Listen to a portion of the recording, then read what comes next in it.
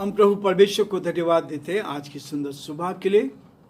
इस सप्ताह का आखिरी दिन शनिवार का दिन प्रभु को धन्यवाद देते हैं 19 अगस्त के लिए कि परमेश्वर ने आज के दिन तक हमें संभाला और हमें इस लायक बनाया ताकि हम प्रभु की महिमा कर सकें।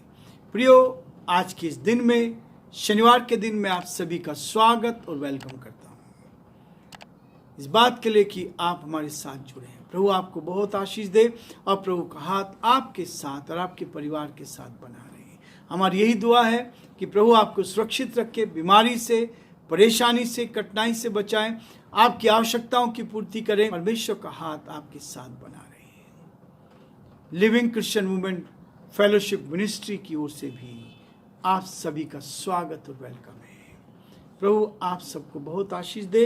जयपुर शहर से हम आपके लिए सलामती भेजते हैं, जयपुर शहर से हम आपके लिए आशीष भेजते हैं, जयपुर शहर से हम आपके खुशामदी कहते हैं ताकि प्रभु आपको सुरक्षित रखे, आप आगे बढ़ते जाएं। आज का वचन हम पढ़ेंगे पहला कुरिन्थियों 10 अध्याय और उसके 11 पद से लेकर 13 पद तक मैं आपके सामने पढ़ूंगा। लिखा है, परंतु ये बातें जो उन पर पड़ी दृष्टांत की रीति पर थी और वे हमारी चेतावनी के लिए जो जगत के अंतिम समय में रहते हैं लिखी गई हैं। इसलिए जो समझता है मैं स्थिर हूँ तो चौकस रहे, कहीं गिर ना पड़े। तुम किसी ऐसी परीक्षा में नहीं पड़े जो मनुष्य के सहने से बाहर है। परमेश्वर सच्चा है और वह तुम्हें सामर्थ से बाहर परीक्षा में पड़ने ना देगा, पर परीक्षा के साथ निकास भी करेगा कि तुम सह सको। परमेश्वर अपने इस जीवित वचन के पढ़े और सुने जाने पर आशीष दे। हम प्रार्थना करेंगे। जीवते और सच्चे विश्वास के योग्य परमेश्वर, हमारा हृदय आपके प्रति धन्यवाद से भरा है। प्रभु आप हमें संभालते हैं, आप हमारी मदद करते हैं, अपने हाथों में रखते हैं, अपनी उपस्थिति का एहसास देते हैं। इसके लिए प्रभु हम आपकी तारीफ करते हैं। रात्रि के लिए, मीठे विश्राम के लिए धन्यवाद, इस दिन के लिए धन्यवाद। इस दिन पर आपकी आशीष हो। सप्ताह का कार्य की दृष्टि से आखिरी दिन प्रभु हम धन्यवाद देते हैं, आपकी स्तुति करते हैं कि आप हमारे साथ हैं, आप हमारी मदद करते हैं, हमें आगे बढ़ाते हैं। हम प्रार्थना विनती करते हैं हमारे सारे श्रोताओं के लिए, उन पर आपकी आशीष बनी रहे, उनके परिवारों पर आशीष रहे, ताकि वो आगे बढ़ते जाएं और आपकी महिमा कान बन सके। हमारे प्रदेश राजस्थान के लिए प्रार्थना करते हैं। यहाँ के मुख्यमंत्री अशोक गहलोत जी पर आपकी आशीष चाहते हैं। अपने हाथों में ले, अपनी सुरक्षा का एहसास दें ताकि परमेश्वर वो आपकी महिमा कान बन सके। बड़े आदर के साथ, दीनता नम्रता के साथ हम सभी को प्रभु आपके हाथों में सौंप देंगे। इस विनती को अपने प्रभु, अपने उद्धारकर्ता यीशु मसीह के नाम से मांगते हैं, आमीन।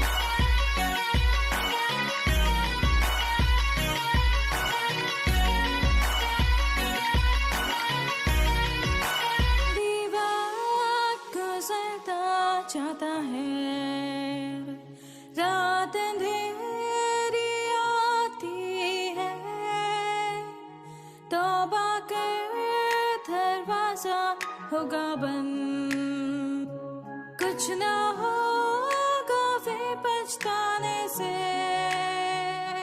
तौबा कर दरवाजा होगा बंद, कुछ ना होगा फिर पछताने से।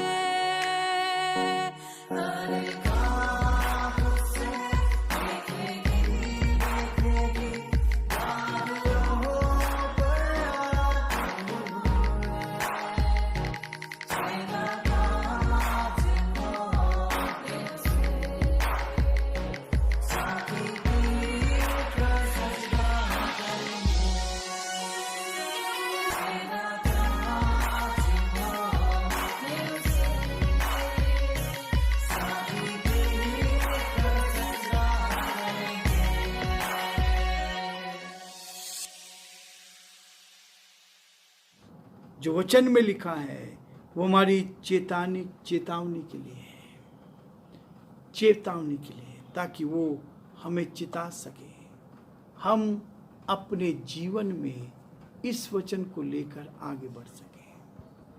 ये है मेरे और आपके लिए आनंद की और खुशी की बात, ताकि हम प्रभु की महिमा करते चले जाएं।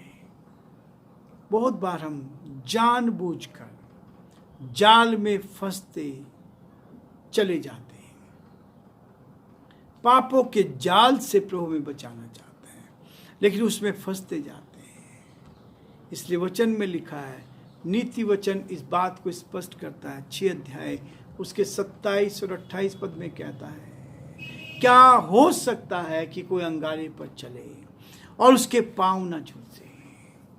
क्या हो सकता है कि वो अंगारों पर चले और उसके पैर ना झुलसे? क्या ये हो सकता है? व्यभिचार में, लालच में, बुराइयों में, परमेश्वर को परखने में, इन सब बातों में, कुड़कुड़ाने में हम चल रहे हैं। हम जानबूझकर जाल में फंसते हो क्यों प्यारो? जाल में क्यों फंसते हो? इस जाल से कैसे हमें बचना है? इस जाल से कैसे हमें दूर रहना है? परमेश्वर हमें चुनौती भी देता है, इस बात के लिए कहता है, तुझे मेरी विधियों का वर्णन करने से क्या कहा? तुझे मेरी विधियों से वर्णन करने से क्या कहा? तू मेरी वाचा की चर्चा क्यों करता है? जब तूने देखा पर स्त्री गामियों के साथ भागी हुआ। व्यभिचार से बचाने के लिए वो मुझे और आपको इस बात के लिए कहता है। प्रियो, भजन संहिता उसके 50 अध्याय उसके 16 और 18 पद में ये लिखा है, तुझे मेरी विधियों का वर्णन करने से क्या काम? इसलिए प्रियो कहता है, पुराने नियम की बातों को लेकर आता है, परंतु ये बातें, सब बातें जो उन पर पड़ी दृष्टांत की रीति पर थी, और वे हमारी चितौनी के लिए लिखी गई हैं। इसलिए लिखी गई हैं इसलिए कि जगत के अंतिम समय में हम रह रहे हैं, और हमारी चितौनी के लिए, ताकि हम सचेत हो जाएं। उन्होंने जो गलत काम किए वो गलत काम आज मैं और आप ना करें। इसलिए प्रियो कहता है, इसलिए जो समझता है कि मैं स्थिर हूं, ये बहुत जल्दी घमंड आता है, मैं तो सब कुछ जानता हूं, मुझे सब कुछ मालूम है, मैं इतने सालों से सेवा कर रहा हूं, इतने सालों से परमेश्वर के वचन को जानता हूं, कुछ नहीं बेटा। प्रियो, वो कहता है, जो अपने आप को कहता है, इसलिए जो समझता है मैं स्थिर हूं, वह चौकस रहे कहीं गिर ना पड़े, चौकस रहे कहीं गिर ना पड़े। कब गिर जाएंगे हमें पता नहीं लगता। परमेश्वर आपको बचाना चाहता है इन बुराइयों से जो हमारे बाप दादों ने किए थे। आज मुझे और आपको कहता है, हम अंतिम समय में रहते हैं, इस संसार का अंत होने वाला है, इस संसार के अंत की प्रतीक्षा हम कर रहे हैं, क्योंकि जो बातें घट रही हैं, ये बाइबल में लिखा है, एक जाति दूसरी जाति पर अत्याचार करेंगी, एक दूसरे के विरोध में हो जाएंगी। आप देखेंगे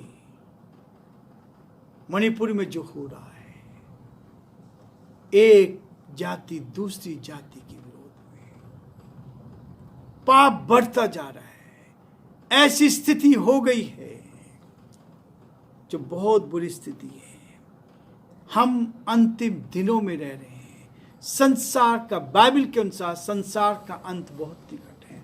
वो एक कहता है, यीशु मसीह का संदेश है कि जब तुम इन बातों को होता देखो तो समझ जाओ वो निकट है, वरन द्वार पर है। द्वार का मतलब किसी भी क्षण वो अंदर आ सकता है। प्रियो, इसलिए जो समझता है मैं स्थिर हूं, वह चौकस रहे, कहीं गिर ना पड़े। परमेश्वर आपको गिरने से बचाना सकता है, जाल में फंसने से बचा सकता है, ताकि हम उसके वचन को लेकर स्थिर रहे, मजबूत रहे। प्रभु का हाथ आप पर और आपके पूरे परिवार पर